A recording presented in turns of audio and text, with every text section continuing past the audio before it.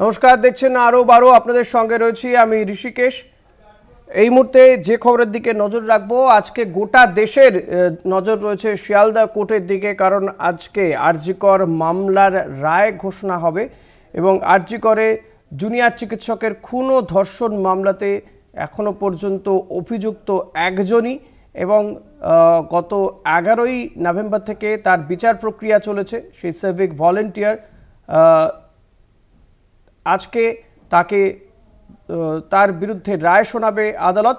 শিয়ালদা আদালত তার বিরুদ্ধে রায় শোনাবে আরজি করে খুন এবং ধর্ষণ মামলাতে। যে তরুণী চিকিৎসককে খুন এবং ধর্ষণ করা হয় সেই মামলার 162 দিন পরে মামলার রায় ঘোষণা। সিবিআই চার্জশিটে ওই জুনিয়র চিকিৎসকের খুন এবং ধর্ষণ মামলাতে একজনই অভিযুক্ত সিভিক ভলেন্টিয়ার সঞ্জয় রায়। তার বিরুদ্ধে আজকে শিয়ালদা কোর্টে বিচারক অনির্বাণ দাস তিনি রায় শোনাবেন এবং এই রায় আজ দুপুরের দিকে হওয়ার কথা। ঠিক কখন রায় হতে পারে, শিয়ালদা আদালত চত্বরের ঠিক কী ছবি, জানবো আমাদের প্রতিনিধি শাশ্বতী রায়ের কাছ থেকে। শাশ্বতী,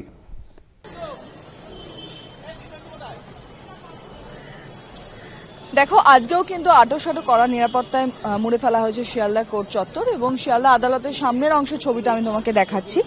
এই মুহূর্তে বলা যায় যে সম্পূর্ণভাবে নিরাপত্তাজনিত সমস্ত ব্যবস্থা কিন্তু কলকাতা পুলিশের তরফ থেকে নেওয়া হয়েছে। আজ বেলা 2:30-র সময় রায় ঘোষণা করবেন বিচারক অনির্বাণ দাস এবং যে তথ্য মিলছে সেই অনুযায়ী যে একেবারে বলা যায় যে আজকে রায় ঘোষণার পর শাশ্বতী,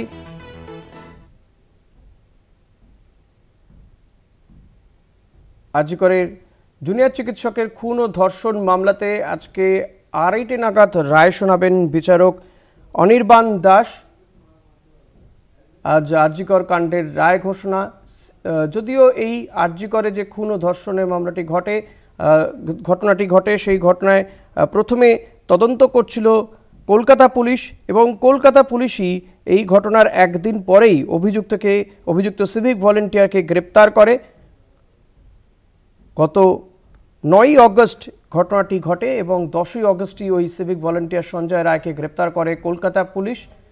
তারপরে সিবিআইয়ের হাতে যায় তদন্তভার এবং এই ঘটনা 162 দিনের মাথায় আজকে রায় শোনাবে সিবিআই আদালত, বিশেষ আদালত শিয়ালদা কোর্ট। তারা রায় শোনাবে এবং 2:30 নাগাদ রায় শোনাবে বলে জানা যাচ্ছে। ইতিমধ্যে শিয়ালদা কোর্ট চত্বরে কিন্তু সেখানে নিরাপত্তার বেষ্টনী রয়েছে। শাশ্বতী রায় রয়েছে সেখান থেকে সরাসরি। শাশ্বতী, যেটা বলছিলে। একেবারে ঋষিকেশ, দেখো, নিরাপত্তা বেষ্টনী সব থেকে আটোসাটো করা হয়েছে কারণ আজকে জুনিয়র ডাক্তারদের অবস্থান রয়েছে এবং তার সঙ্গে সঙ্গে অভয়া মঞ্চের তরফ থেকেও এই কোর্ট চত্বরে এসে বিক্ষোভ বা প্রতিবাদ।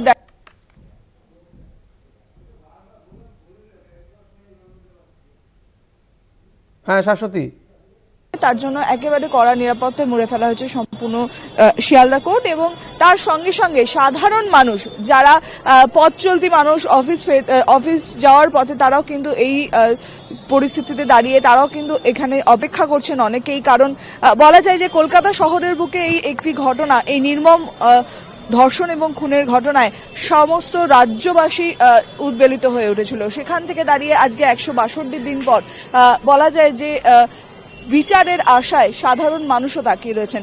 সেখান থেকে দাঁড়িয়ে এই শিয়ালদা কোর্টের সামনের এই মুহূর্তের ছবিটা তুমি দেখতে পাচ্ছ এবং সব থেকে বড় বিষয় 162 দিনের মাথায় শাস্তি ঘোষণা বা আজকে রায় ঘোষণা করা হবে এবং তার সর্বোচ্চ যে শাস্তি সেই শাস্তির দাবি করা হতে পারে সিবিআই এর তরফ থেকে এবং যে দোষী সঞ্জয় রায় তাকে ছাড়া অন্য কেউ এই তদন্ত প্রক্রিয়ায় অন্য কাউকে দোষী হিসেবে খুঁজে পাওয়া যায়নি এবং সেটা নিয়ে কিন্তু বারবার করে একেবারে বলা যায় যে নির্যাতিতার মা বাবা বারবার।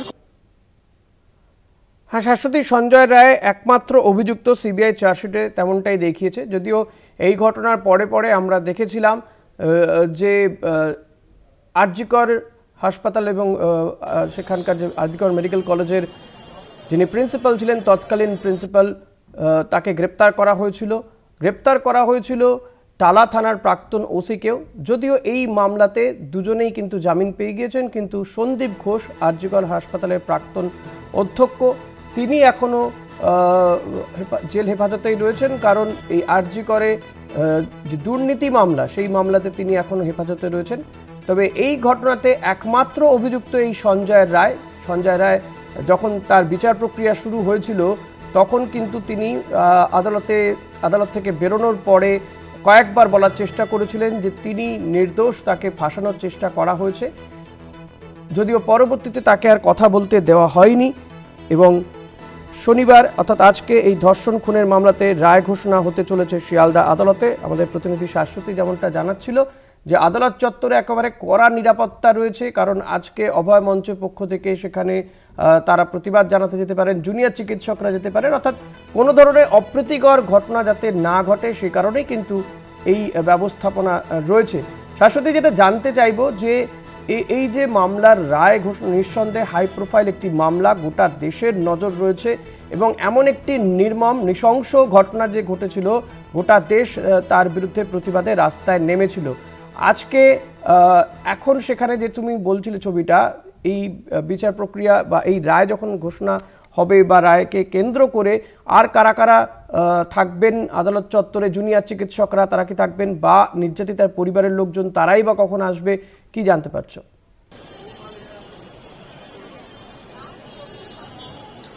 দেখো, বেলা 1টার সময় তাদের এখানে আসার কথা। নির্যাতিতার মা বাবা দুজনেই কিন্তু আজকে উপস্থিত থাকবেন এবং তার সঙ্গে সঙ্গে জুনিয়র চিকিৎসকদের তরফ থেকে কোর্টের বাইরে একটি অবস্থান বিক্ষোভ দেখানোর কর্মসূচিও রয়েছে, যেমনটা তোমায় বলছিলাম।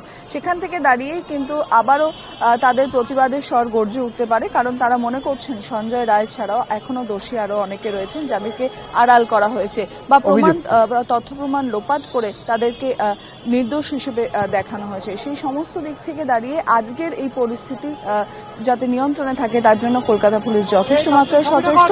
এবং তার সঙ্গে সঙ্গে এই মুহূর্তে আমি দেখাবো যে ভেতরে প্রবেশ করলেন একাধিক লয়াররা এবং সব থেকে এই হাই প্রোফাইল কেসের সঙ্গে যুক্ত সকলেই কিন্তু ইতিমধ্যেই সময়ের আগেই প্রবেশ করে গেছেন, কারণ নিরাপত্তাজনিত কারণে সমস্ত রকম আঁটোসাঁটো ব্যবস্থা রয়েছে এই মুহূর্তে শিয়ালদা কোর্টে।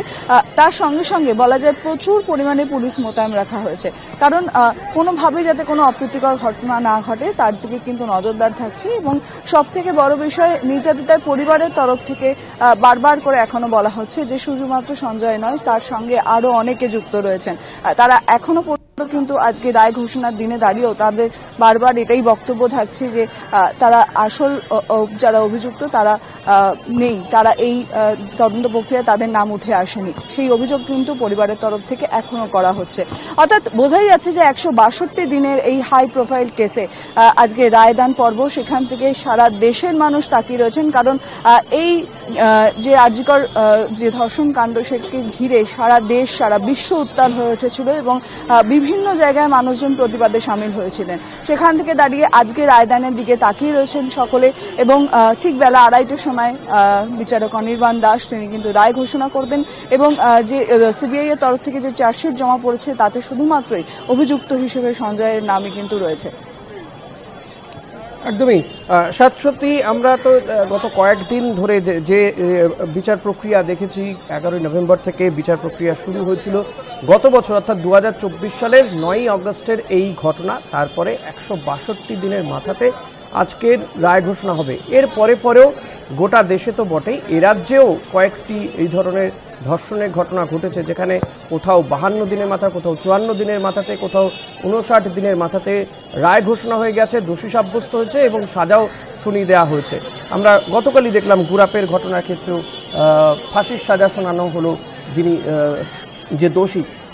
কিন্তু আর.জি. করের ঘটনার ক্ষেত্রে দেখা গিয়েছে যে একটা দীর্ঘ প্রসেস চলেছে, অনেকটা সময় লেগেছে।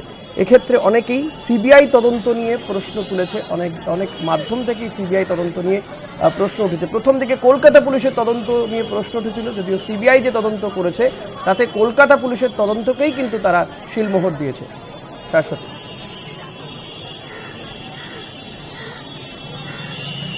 একেবারে ঋষি, দেখো আমি যদি একেবারে প্রথম দিনে চলে যাই, 9ই আগস্টের ঘটনার পর তার 24 ঘন্টার মধ্যে কিন্তু সঞ্জয় রায়কে গ্রেপ্তার করে কলকাতা পুলিশ। তারপর হাইকোর্টের নির্দেশে এই তদন্তভার চলে যায় সিবিআই এর হাতে এবং 14 তারিখ আবারও সিবিআই হাতে চলে আসে সঞ্জয় রায় এবং তারপর থেকে সম্পূর্ণ তদন্ত প্রক্রিয়া সিবিআই।